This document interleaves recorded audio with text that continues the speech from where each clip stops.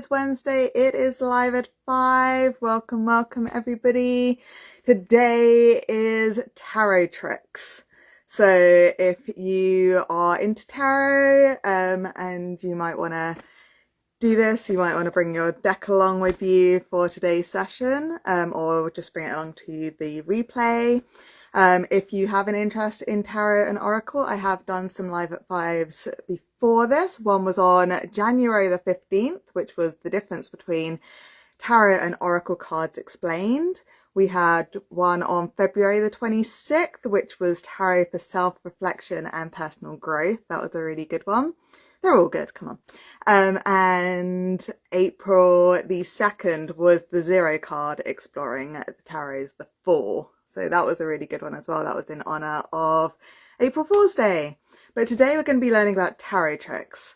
So you might want to grab your own deck if you have one, and some notes to write in as well. And you can just play along. You don't have to obviously put your camera on or anything. There's not a way to do that, I don't think. But you can absolutely share in the comments, especially the replays. Please do put in the comments if you want to share what you got or any insights that you got from this. So let's get started. So very quickly, what a tarot? Tarot is a deck of usually 78 cards. They're divided into major and minor arcana. The major arcana are 22 cards, and then the remaining 56 are the minor arcana. And the minor arcana are kind of like playing cards, right? They're in suits, and they make up a deck. So usually there's 78, some are 79. It wasn't until like the 1900s that it was regulated, and the cards kind of got absolute rules and meanings for each one. And so what you would do now is you would usually learn what's called the Rider-Waite deck. And then if you know those, then you can pretty much pick up any tarot deck that's made now, and you can pretty much read them straight off the bat. Because they're all very similar. They follow the same kind of rules now. But prior to that, they were all over the place and a lot more free with how they were. Anyway, so that's what tarot is, if you had no idea what that is. So what is a tarot trick? So you all know like the spreads, like when you go and get a tarot reading, usually there's a thing called the Celtic Cross where they put down all these cards and they read them like a story or like a sentence, right? Like a paragraph through reading all the different placements of the cards. Each placement has a different meaning, and then the cards obviously give the essence of that meaning. So a tarot trick is a nice, quick, easy way of asking a question and finding out immediate answers. So tarot is a reflection of you. It's a mirror that's held up. So it's not like a Ouija board. You're not asking spirits or demons or anything to commune with you. Tarot, the images on it are a way of triggering your mind to comprehend something. So when you see a card, even if it's not what it's meant to be, if you notice something or you have a feeling about it, go with that instinct, because it's your mind's reflection and your mind's interpretation of it. So that being said, what we do is we pick a subject, which we'll go into when we do the interactive bit, and we find a card that best represents that. Now, when we find that card, we then look at what card was immediately behind and which card was immediately in front of it. And that tells us maybe what's blocking us or what's hindering us, what the problem is. And then the one in front is usually the way to fix it, the way to get over that hurdle, the way of empowering yourself to move forward. So it's a quick way of not having to do a big massive spread, and it's very good for beginners as well, because you don't have to necessarily know the cards. You don't need to read them. You can, even if you're really not confident, you can just read what it means in the book. But I would always say go with your instincts, go with what it means to you. Oh, and also my friend gave me this top. Do you like it, everyone? With the moon with the witchy cat and then the witch down the bottom. Isn't it gorgeous? Anyway, and I bought my witchy hat as well to match it, but it's a bit warm down here, so, and that's wool, so I'm not wearing it. Anyway, so we're just tapping into your subconscious mind. We're just connecting to your inner knowing when we're doing this. So there's no need to worry about, you know, occultness or anything like that. You also could do this with Oracle. It's just harder because the way I'm going to show you how to do it, you kind of, it's easier to do with Tarot because they have that more direct meaning to a situation. I hope this is making sense. So you would do this for problem solving and emotional healing, personal growth. Self-awareness obviously is a great one to do this for, and understanding behaviors and habits and things going on in your life. So shall we be a little bit interactive? Now, I don't know how long this is going to take because you've got to obviously find the cards. So what you would do is you would shuffle your cards. Don't worry about reversals unless you want to, unless you really feel like it means something. Don't worry about reversals so much with this. So I have a couple of like ones that we could choose from. So let's say, what should we do? So say you're feeling stuck, right? You need a change. Something needs to shift, right? So what you're going to do is you're going to shuffle your deck. And as you do that, just think about the situation that you're in and, you know, why you feel you need to change it. And then you're going to find the Death card. Now, death is not death. Probably why I just chose this. Death is the change, inevitable change, and it's a very gentle, very natural change, but a change nonetheless, a change that has to happen. So you would find your Death card, whatever that looks like in your deck. Mine here is a goddess called Caradwyn, who is a wonderful Celtic goddess. And then you're going to find the card that was immediately behind it. So for me, that would be the Ace of Pentacles. And then you're going to find the one that's immediately in front of it as well. So I've got the Five of Swords, but just write down, if you're doing this with me, write down what it is that you've got in front of and behind the Death card. So, the thing that you need to leave behind would be the thing that's behind it, right? So the thing that you're maybe holding on to, the thing that you're not. And I'm pausing because my cards seem the wrong way around, and I'm just checking that I actually drew them the right way. I think I did. But yeah, so I would have thought it would be the other way around. But yeah, so for example, my one, the one behind was the Ace of Pentacles. So maybe it's to stop holding on to materialistic things and worrying about money and worrying about that new beginning. Don't worry so much about the new start. There we go. I know what it is. It just could be, it seemed like it should be the other way around. And then the card immediately in front of the Death card in your deck is going to be what needs to be focused on. So my one was the Five of Swords. So it needs to be about maybe mending relationships, and that could be with yourself, not just with others, but probably with this card, it's probably with others. So maybe it's about forgiveness, or maybe it's about understanding why arguments or situations happened, why there was falling outs and stuff. Like, just come to terms with that and to understand what that is, and that's how I can move on. For example, does that make sense? But obviously whatever cards come up for you is going to be different. If you need help with this as well, if you're actually doing any of these, or you want a tarot trick for a certain thing, or you just want some help interpreting your cards, by all means DM me or put in the comments of whether you're watching this on YouTube or Instagram or on Facebook. I would absolutely love to help you with this. Okay, so if you are wanting to go through a growth or a transformation, let's have a look at that one. Let's do a nice one. So we're going to look for the Hermit card. So yeah, so you shuffle up those cards again and find yourself your Hermit card. There we go. So this is my lovely Hermit card.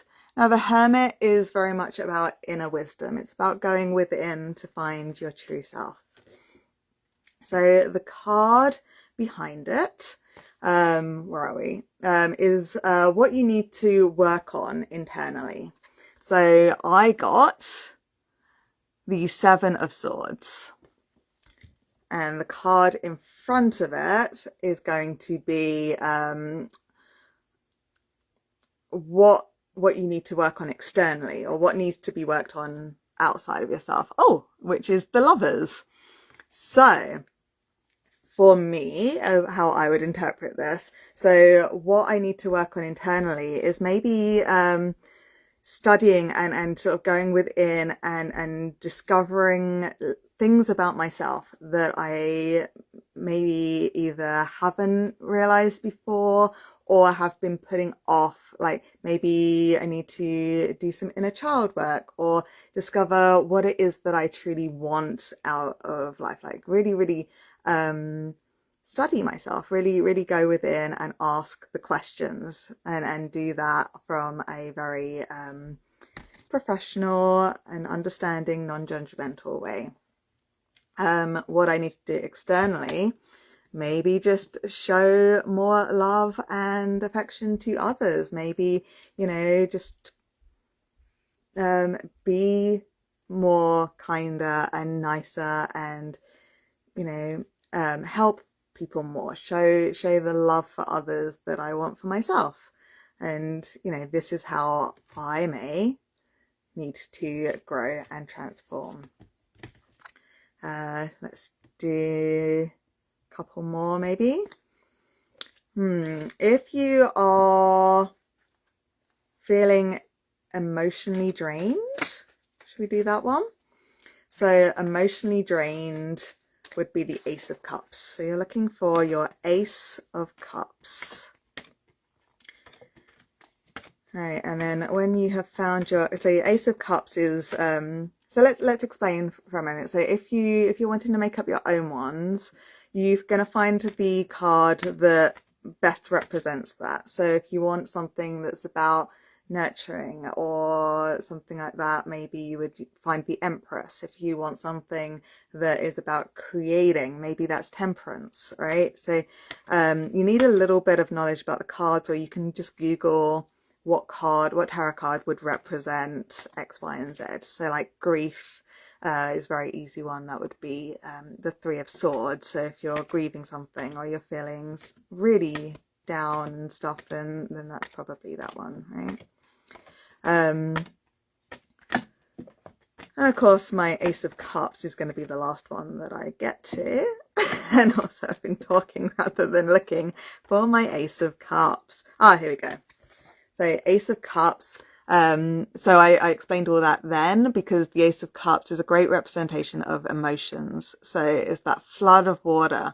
So you can either say that it's a good flood of water because it's all coming out and it's like so full that you're able to give that love and affection and emotions openly to everybody, or that could be like it's too much, you're too emotional, you're too out there. So this is a really good one for your emotions. Right, so you're feeling emotionally drained. We're going to look at the Ace of Cups. The one behind it is what's depleting you. So I got the Two of Cups, and what I need to do to fill my cup. And so that's the Chariot. So I would maybe interpret this as what's depleting me, or maybe there is another person, not necessarily romantic, just another person who's maybe draining me a little bit, asking too much, or I feel is sort of holding me back, or something like that. There's another person. It's usually a person. It could be a situation. It could be myself. It could be the enemy. Right? It could be from the Hermit card. It could be that inner voice that doesn't want, that isn't being heard. And then how can I fill that cup? So the Chariot can mean lots of things. It could mean travel, and that could be within your neighborhood, or it could be traveling the world and everything in between. It could be just to go outside and go on a bit of an adventure. It could be even just focusing on what it is that you want. And again, that goes back to when we did the Hermit card just now, like focusing in on what it is that I want and do that tunnel vision. And that's going to help me feeling emotionally drained. That's going to refill my cup. Let's do one more. Well, let's do a bit of a plug then. Let's do self-love and self-care, because next week's Live at 5 is going to be on self-love, and in 2 weeks' time I'm doing a workshop in the Akashic Records, which is something that I do, on self-love, and it's on the 28th for those in North America and Europe, 29th in Australia. There's 2 time slots as well, so absolutely check that out. So self-love, so we're wanting self-love. So yeah, Empress, who I think I mentioned earlier.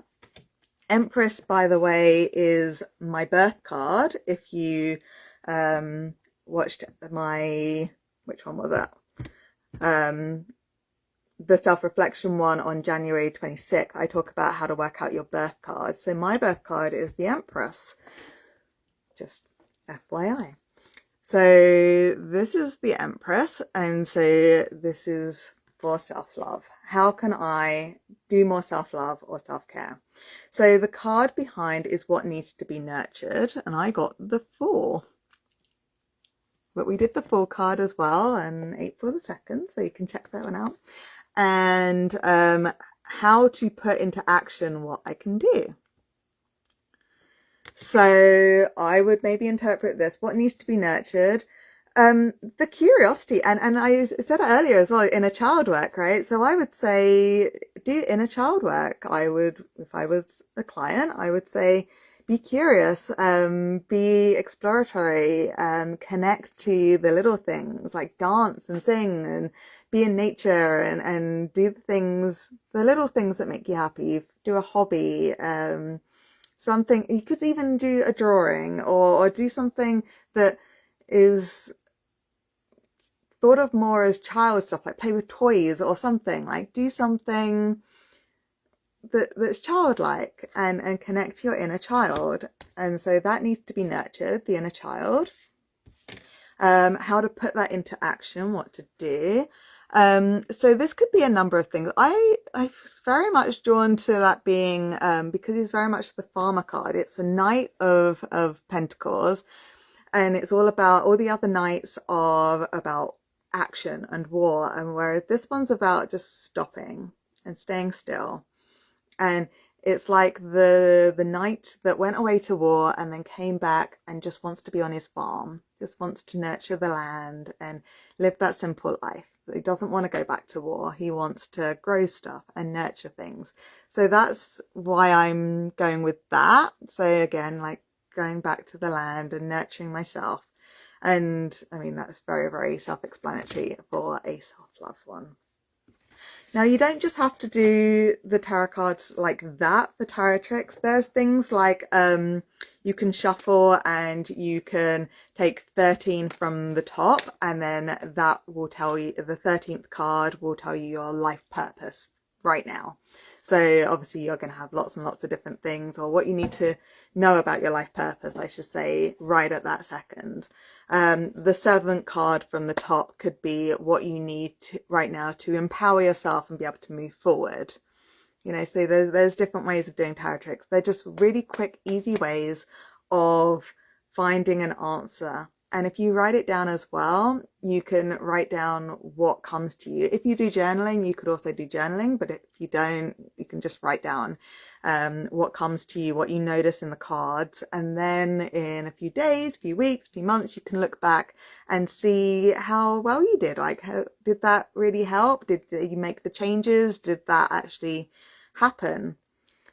Honestly, keep it super simple. Don't worry so much what the cards are meant to mean. What do they come up for you? What do the feeling straight away when you look at them mean to you? And that's honestly going to be the answer.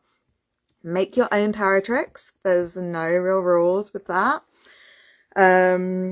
yeah, so it's not magic. It's not anything woo-woo and scary. It's just literally a mirror reflecting back at you. It's your subconscious. It's like when you go to a psychiatrist and they show you the ink blots and they ask you what you see, right? It's the same thing with tarot. It's just more, you know, more design to it, right? But what sticks out when you first see the cards? Like, do you see the tiny little details, or do you see the bigger details? Like, is it a color? Is it just a feeling that comes up for you?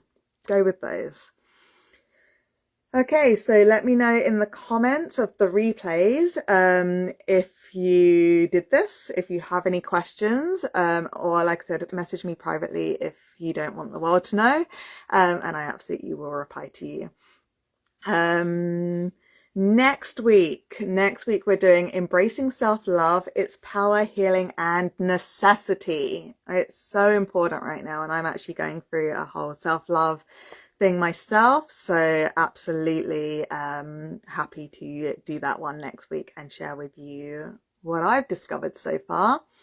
And then of course, as I said earlier, I am doing an Akashic Records group meditation online in 2 weeks' time. It's on the 28th.